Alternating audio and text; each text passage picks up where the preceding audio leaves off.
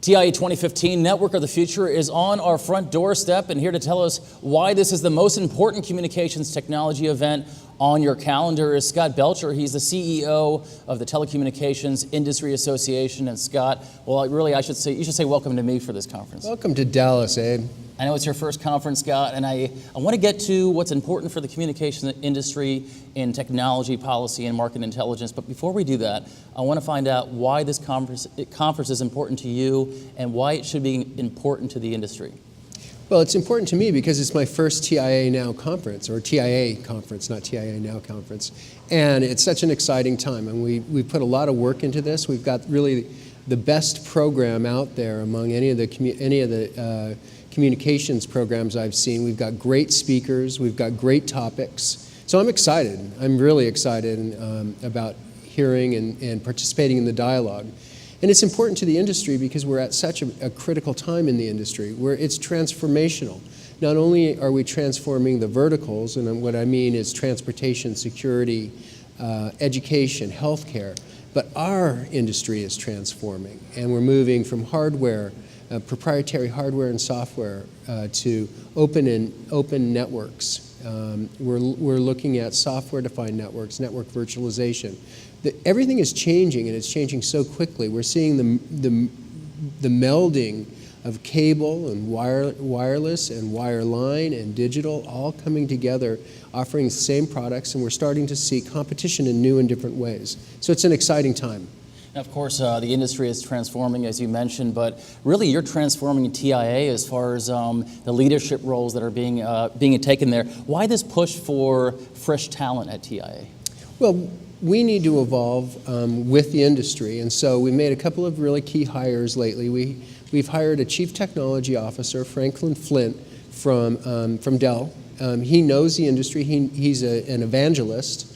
We hired James Reed from the Senate, or from Senator Rockefeller, where he was the Chief of Staff and the Deputy Director of the Commerce Committee. He knows how Washington works, and he will bring us some really interesting insights and some really interesting connections that really improve the already very talented team that we have.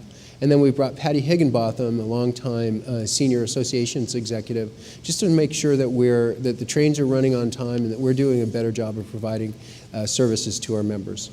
Scott, as you know, TIA is known, number one, to be a standards development organization. They also do policy advocacy, and they also drive market intelligence, thought leadership. Let's start with technology.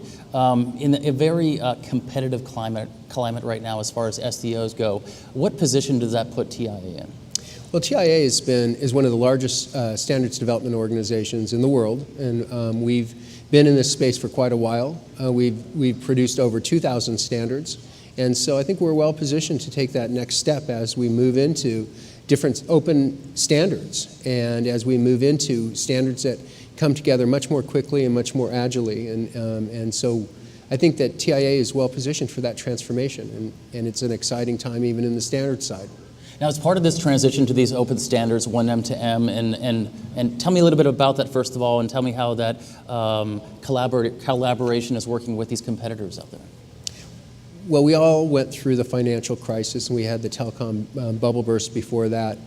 Any association, any standards development organization that wants to survive has got to learn how to collaborate. And we're looking to collaborate with all of our friends, and competing organizations. 1M to M is founded by 7 major SDOs. We're one of the original founders. And it's a collaborative effort where we've put together a common standard for machine-to-machine and IoT communications. Now, I mentioned market intelligence being an important part of our value here at TIA. Tell me how so. What do we do to drive thought leadership? Well, we do a lot to drive thought leadership. I mean, first we bring together some of the most important speakers in the world, quite frankly, to a meeting like this. But we also have topic-specific meetings. We recently had one on connected autonomous vehicles. We had another one on the Internet of Things. We had another one on 5G. And we'll continue to do that, data centers and cloud.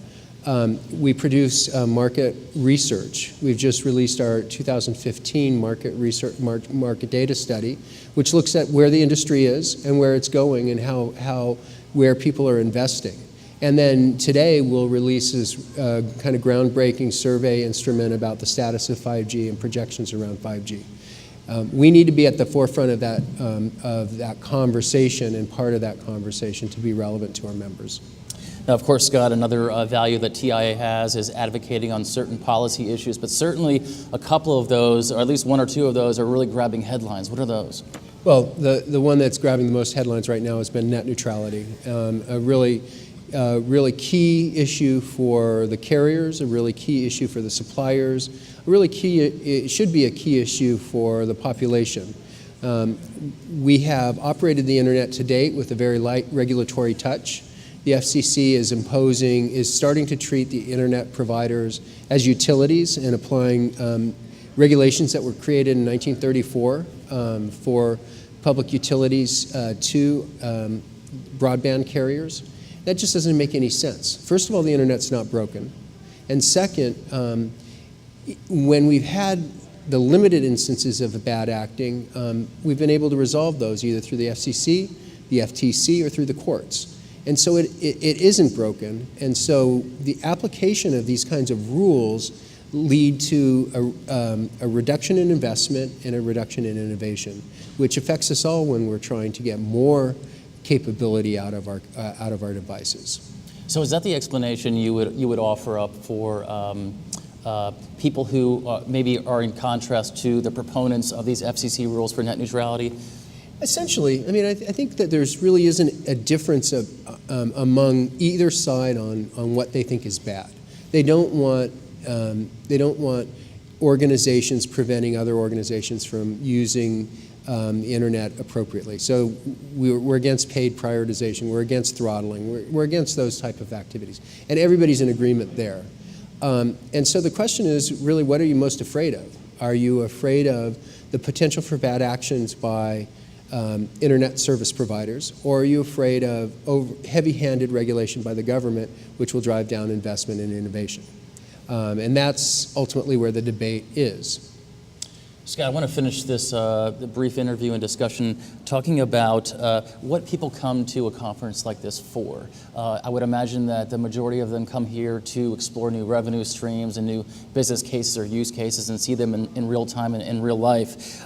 Do you think TIA 2015 Network of the Future offers that value add?